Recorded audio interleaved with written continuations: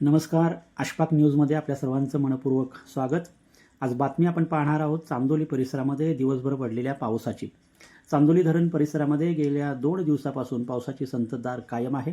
गेल्या 24 तासामध्ये या ठिकाणी 83 मिलीमीटर पावसाची नोंद झालेली आहे.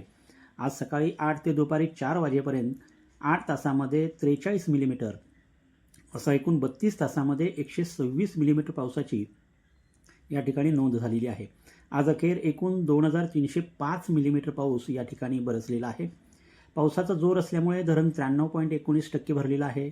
धरणामध्ये 12,244 क्युसेक्स पाण्याची आवक होत आहे.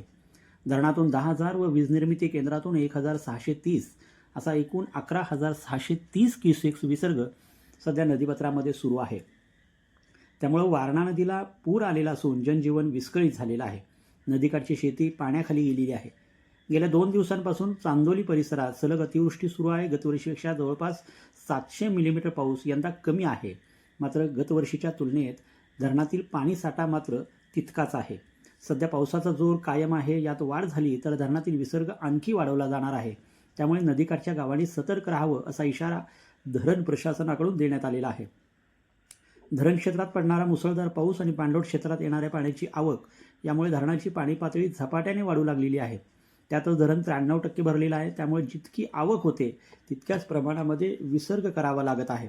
त्यामुळे नदीकाठची परिस्थिती वाढण्याची शक्यता आहे.